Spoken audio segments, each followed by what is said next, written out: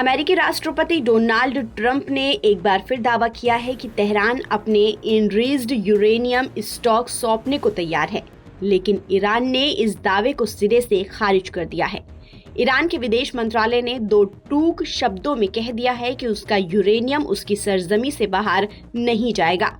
उन्होंने कहा कि ईरान के यूरेनियम को अमेरिका को सौंपने का मुद्दा बातचीत के दौरान कभी उठाया ही नहीं गया। अब ऐसे में सवाल ये उठता है कि यूरेनियम डस्क आखिर है क्या, जिसका जिक्र ट्रंप बार बार कर रहे हैं।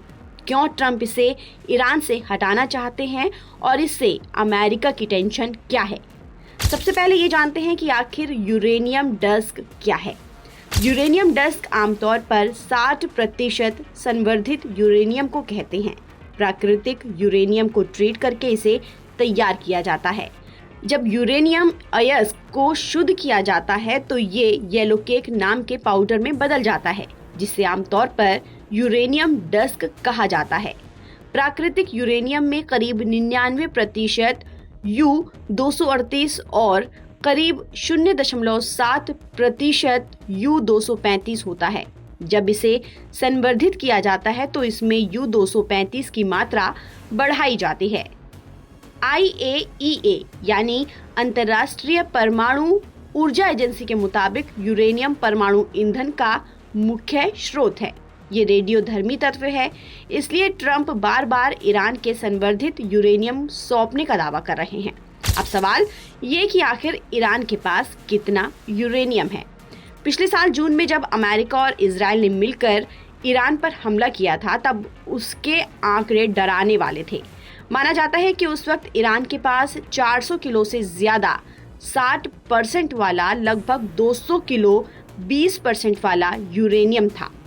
आम भाषा में समझे तो इसे बहुत आसानी से 90% वाले हथियार ग्रेड यूरेनियम में बदला जा सकता था, जिससे परमाणु बम बनता है। लेकिन ईरान हमेशा से यही कहता आया है कि उसे बम नहीं बनाना, बल्कि उसे बिजली पैदा करने और अपनी ऊर्जा की जरूरतों के लिए परमाणु शक्ति चाहिए। लेकिन दुनिया को उसकी बातों पर यकीन नहीं होता और उसकी भी कुछ वजहें हैं। ईरान कहता है कि उसे साल 2041 तक 20 गीगावाट परमाणु बिजली बनानी है, लेकिन हकीकत देखिए, ईरान के पास फिलहाल सिर्फ एक परमाणु बिजली घर है जो कि बुशहर में है, जिसे रूस ने बनाया था। ये प्लांट पूरे देश की बिजली की जरूरत का सिर्फ 1% हिस्सा ही पूरा कर पाता है। ईरान में अभी भी 25,000 मेगावाट बिजली की भारी कमी है। इस कमी को पूरा करने के लिए उसे बुशहर जैसे कम से कम 25 और प्लांट लगाने होंगे। एक प्लांट को बनाने में 20 साल लग जाएंगे।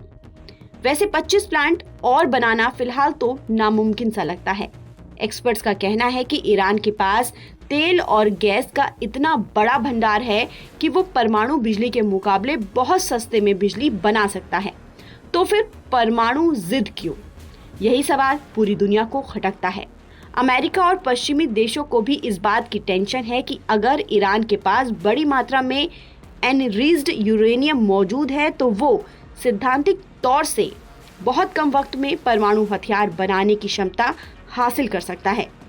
इसी वजह से अमेरिका चाहता है कि ईरान अपने यूरेनियम भंडार को कम करे या उसे देश के बाहर ट्रांसफर करे, जबकि तेहरान कहता है कि वो केवल शांतिपूर्ण उपयोग के लिए परमाणु तकनीक चाहता है और इसे छोड़ने को तैयार नहीं है।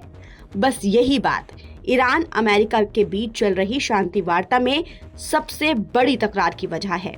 अगर आने वाले दिनों में ईरान अमेरिका के बीच परमाणु संवर्धन, समृद्ध यूरेनियम और हॉर्मुज, इन 3 बड़े मुद्दों पर कोई समझौता नहीं हुआ तो बातचीत फिर फेल हो सकती है और पूरा इलाका एक बार फिर युद्ध की आग में घिर सकता है। ताज़ा अपडेट के लिए आप बने रहिए नवभारत टाइम्स के साथ।